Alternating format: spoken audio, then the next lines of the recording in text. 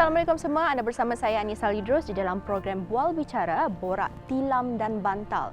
Sebuah program yang akan membicarakan tentang isu rumah tangga, berkongsi bersama selebriti dan kita cuba cari jalan penyelesaian bersama pakar motivasi ataupun kaunselor perkahwinan.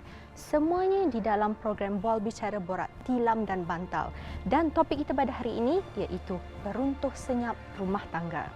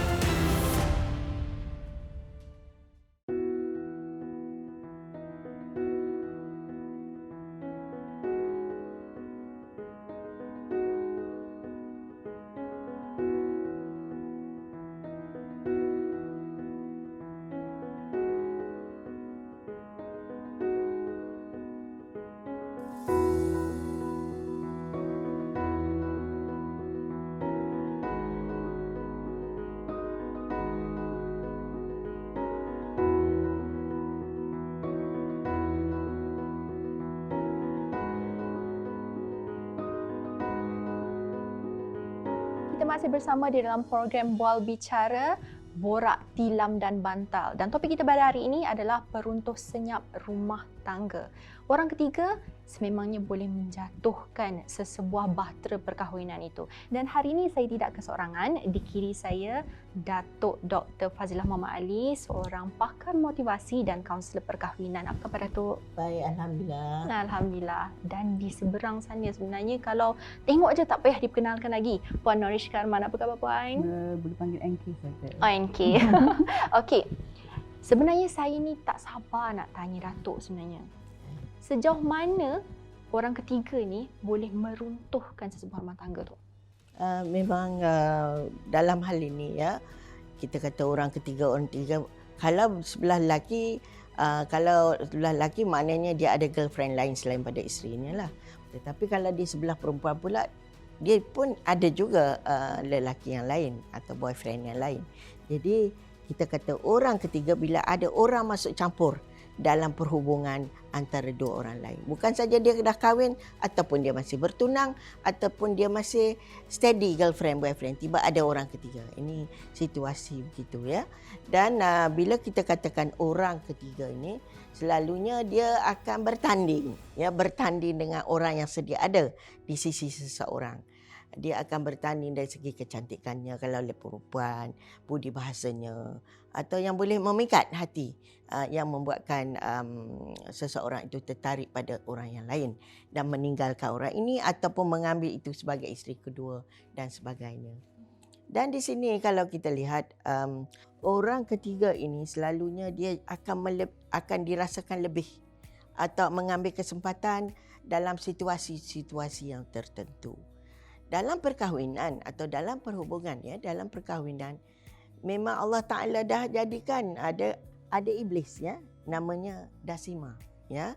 Iblis ini memang tugas dia kalau orang suami isteri itu ada masalah sedikit, dia akan cocok tukang menyocok bagi hangat lagi.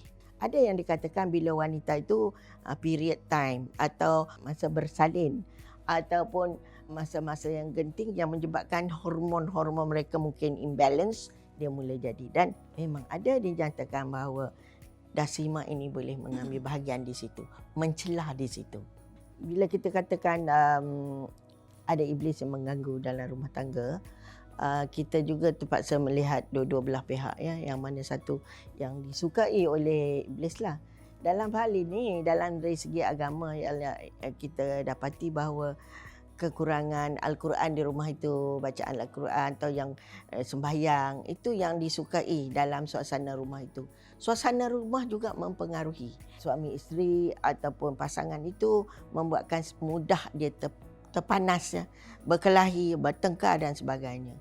Dalam hal ini, kalau situasi lelaki dan perempuan, dia bekerja di lain, Mereka tak, katalah mereka tak bekerja dalam sebumbung di tempat lain. Yang ni bekerja pergi luar, outstation dan sebagainya.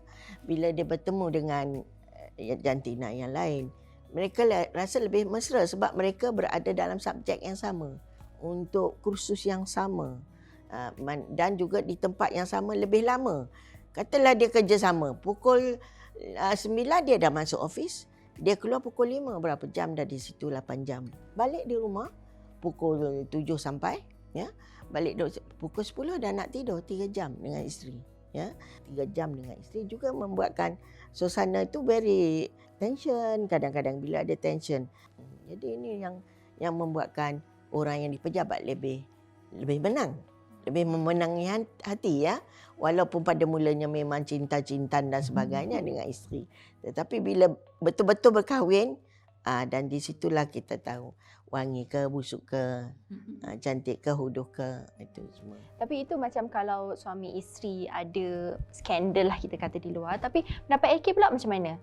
Nombor 3 tak semestinya wanita atau lelaki lain. Maksudnya nombor 3 boleh juga orang dalam keluarga masing-masing. Umpama let's say mak mentua yang mungkin tidak pernah menyukai dia daripada hari pertama.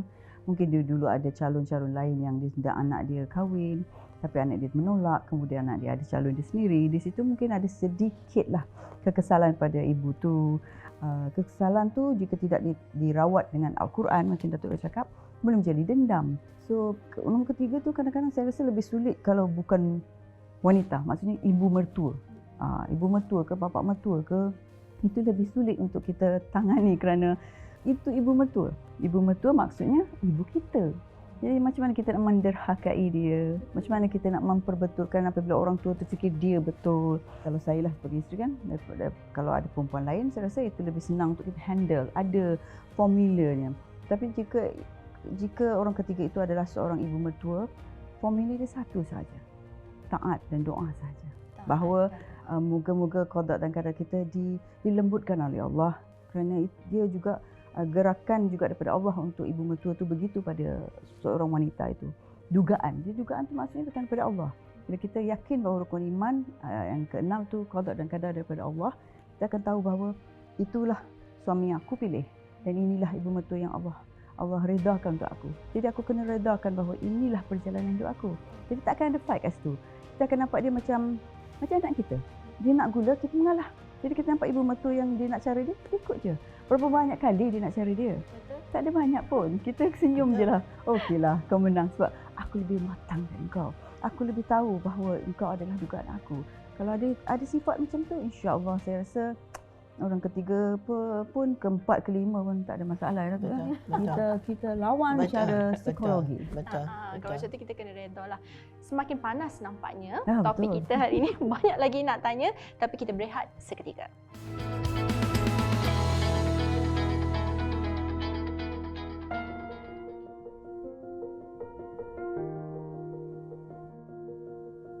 Kehadiran orang ketiga dalam rumah tangga itu sebahagian daripada cabaran kita berumah tangga lah. So sebagai pasangan kita kena selesaikan dengan cara yang waras. Discuss, cuba dapatkan penyelesaian terbaik lah. Jika perkara sedemikian berlaku pada rumah tangga saya rasa saya akan cuba selesaikan secara baik sebab demi kepentingan anak-anak, dan juga jika tidak boleh dibendung, mungkin saya akan dapatkan khidmat nasihat daripada kedua orang tua ataupun kaunselor perkahwinan. Bagi saya, kalau terjadinya perkara tu, saya akan cuba elakkan sedaya upaya lah, kerana datangnya orang ketiga ni selalunya untuk meruntuhkan rumah tangga lagi. Baiklah, itu dia pendapat orang ramai tentang peruntuh senyap rumah tangga ni. Dan kita kembali ke sini untuk berborak lagi bersama tetamu-tetamu saya. Baiklah, nak tanya NK ni. Selalunya kalau kita ambil macam skandal lah, orang ketiga apa semua ni, selalu sangat orang kaitkan dengan selebriti lah, artis lah. Boleh tak komen sikit? Itu perkara biasa sebenarnya. Dan nama selebriti, artis maupun model, sesiapa yang kerjanya di bawah spotlight tu semestinya dia akan mendapat lebih perhatian lah. Walhal hakikatnya adalah semua orang pun mengalami kehidupan yang sama seperti kami. Macam saya sendiri, saya ibu tunggal kepada 8 orang anak. Mungkin orang fikir, macam mana boleh jadi seorang ibu kepada 8 orang anak? Kenapa tak boleh jadi seorang isteri? dah takdir saya begitu. Jihad saya mungkin kepada anak-anak, ya. Tapi moga-moga lepas show ni dapatlah jodoh kan. Datuk. Maksudnya insya-Allah. Amin. Amin. 33 kali amin ya.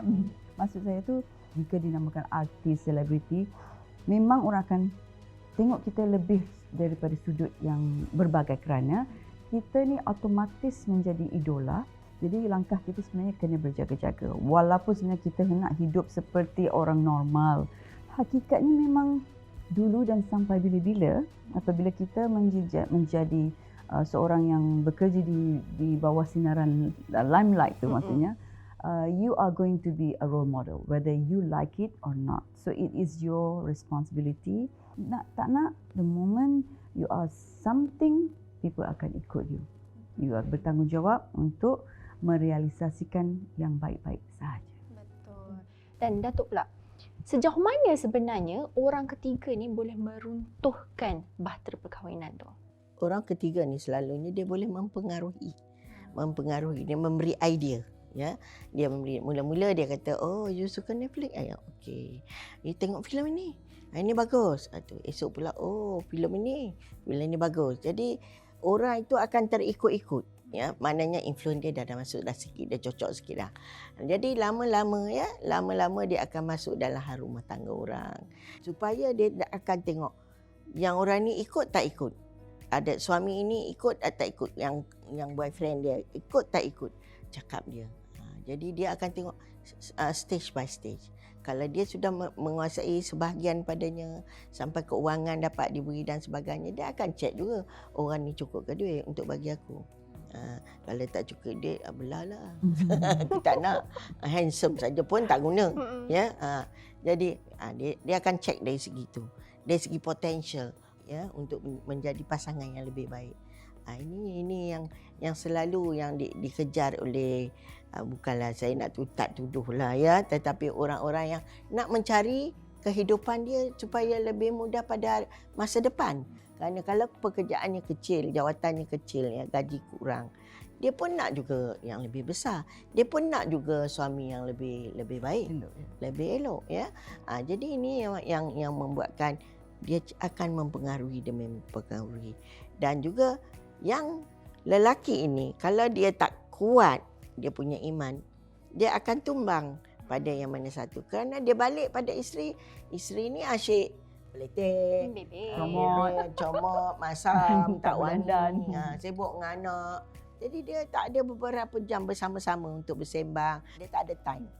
Bila tak ada time inilah yang lagi satu mengambil kesempatan. Dan bagi orang Islam, kalau dia rasa itu tidak mahu melakukan perkara-perkara yang tidak baik, dia boleh kahwin. Ya, sebab dia ada special, dia ada 4, dia boleh 4. Dia boleh kahwin. Okey, tak mau kahwin di Malaysia, kacau-kacau bising nanti isi dengar, kahwin di Siam. Ya. Tapi kan Datuk, saya rasa kita tak boleh nak terus menyalahkan kaum wanita yang konon yang penggoda. Seperti Datuk kata tadi kan, lelaki pun main peranan, iman harus kuat. Kita kena berbalik kepada apa sebenarnya niat perkahwinan kita dulu. Kalau kita boleh berbalik kepada asalnya pendirian kita ketika kita nak berkahwin, mungkin kita akan relook balik semula. Dan jika sesuatu perkahwinan tu ada sistem, okay, every Friday kita pergi dating. Jadi sibuk mana pun ada masa untuk suami isteri tu. Dia macam balikkan semula. Anak tu jangan dibawa ketika itu. Maksudnya kena carilah ibu mertua ke, sahabat baik ke, jika mampu ada maid ke, babysitter. Itu penting sangat sebab untuk relight the fire ni kena ada effort pada dua-dua pihak. Betul. Kita tak boleh sikit-sikit salahkan. Mana ada masa sekarang ada anak. Jangan salahkan anak tu. Anak tu wujudkan untuk menambah kebahagiaan. Betul. Bukan menambah risiko kehidupan dan perkahwinan.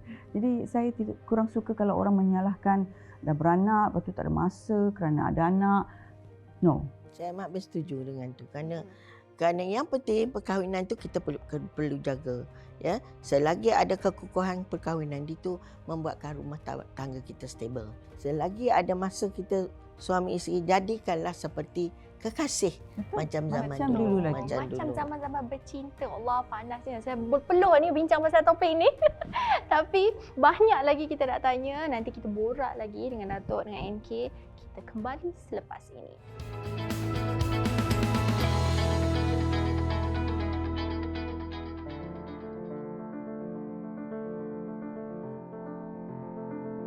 Kembali lagi kita di dalam program Bual Bicara Borak Tilam dan Bantal. Sebelum kita berbicara dengan lebih lanjut, kita saksikan dahulu sebuah perkongsian seorang suami di mana isterinya mempunyai orang ketiga sehingga meruntuhkan perkahwinan mereka yang baru berusia setahun jagung.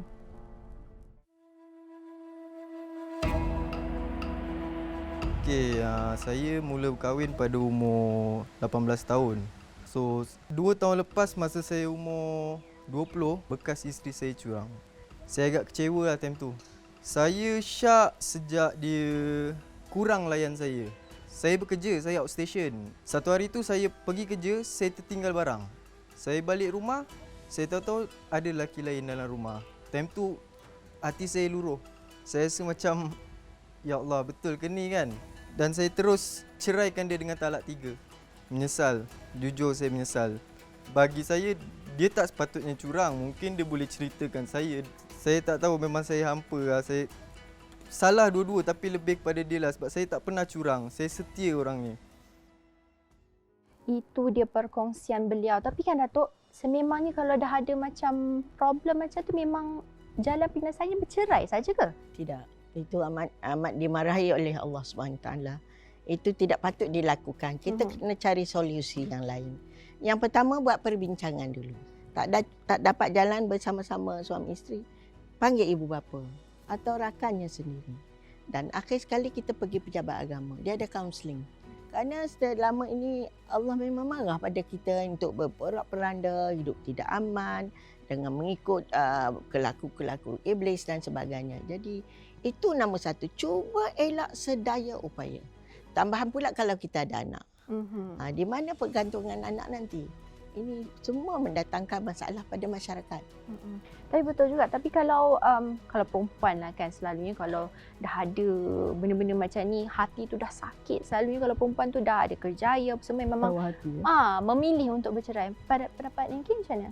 Mungkin betul apa yang Datuk cakap tadi. Kita lakukan semua proses tu dulu. Dan jika pengakhirannya adalah mungkin setelah istikharah dan perbincangan yang padat yang cukup untuk kanan dan kiri, isteri dan suami itu, kita tidak dapat penyelesaian, mungkin kita boleh terima bahawa talak itu tidak disukai, tidak digemar, tapi ia adalah terakhir lah maksudnya tu. Tapi akhirnya kita pastikan kita menjadi ibu dan bapa yang berkualiti. Mungkin kita tidak ada jodoh sebagai suami isteri. Mungkin situ saja jodoh kita. Mungkin itu saja pengakhiran untuk kita berdua. Tapi tidak pengakhiran untuk kita menjadi seorang ibu bapa yang baik. Jadi kita kena lihat, okey, perjalanan hidup tu apakah yang kita nak seterusnya. So sebagai individu, berbaliklah kepada agama kita, cari balik keimanan kita. Salah sekali, jangan salah seterusnya.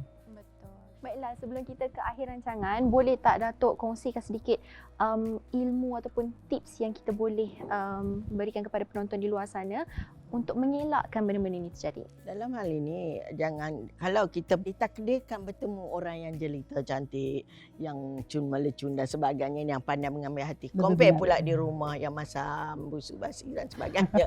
Ya, tapi perlu ingat, kita bagi isteri kita dulu. Yang di rumah kita itu dulu. Betul. Kita ajak dia pergi keluar. Kita pergi tengok wayang bersama macam kita zaman muda-muda dulu. Kita bagi. Dating dulu. Kita bagi dulu keadaan di rumah kita. Lepas itu kita cuba hilangkan. Jangan bergaduh. Ya, jangan bergaduh sampai malam. Esok pagi sambung. No.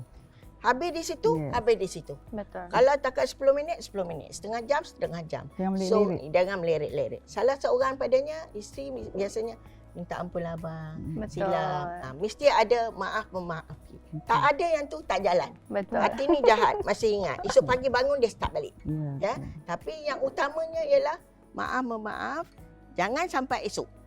Takat nak tidur tu mesti baik. Sebab kita akan datang satu mimpi yang buruk dalam kehidupan kita dan membuatkan itu berlarutan sehingga kita cuba membalas dendam dan sebagainya. Betul. Ini salah satu tip yang mungkin saya dah rasai. Pada saya dah berkahwin selama 45 tahun, ya. Jadi 50 tahun lebih, tengah abad saya kata. Tapi saya pastikan kita gaduh, baik balik. baik balik. Mm-mm. Jangan itu. Salah seorang tak Baik. sorry lah. Mm-mm. Ya, terlepas. Ya, betul. Mm-mm. Itu sifat, saya rasa dalam perkahwinan ya Datuk Anis, yang paling penting lah sebenarnya dalam hubungan suami isteri, sifat ego mesti dibuang. Betul. Apabila kita nak wujudkan kebahagiaan, keharmonian, Betul. dan jika kita benar-benar ada keimanan, kita harus tahu ego itu tidak boleh wujud. Betul. Walau sikit pun. Ego itu sebenarnya membunuh kebahagiaan. Kebahagiaan. Apa juga kebahagiaan. Betul. Jika setiap perkahwinan atau hubungan antara ibu bapa, even adik-beradik, sahabat, jika kita tidak ada ego, insya-Allah semua kita boleh selesaikan dengan baik dengan keimanan. InsyaAllah. Ya. Baiklah, saya ingin bertanya pada NK, adakah pengalaman-pengalaman lalu membuatkan NK macam serik sikit untuk Serik untuk berkahwin? Oh tidak. Tidak, eh? Rugilah Datuk. Saya nak meyakinkan diri saya sendiri dan saya meyakinkan kepada wanita-wanita maupun lelaki-lelaki di luar sana yang mungkin jadi ibu tunggal, bapa tunggal, jangan jadi bapa dan ibu tunggul. Maksudnya tu anak-anak kita akan besar dan mereka akan terbang. Mereka akan mencari identiti, kehidupan, cita-cita mereka, visi, misi mereka sendiri. Jadi adalah bijaksana untuk seorang ibu bapa, wanita, lelaki mencari pasangan.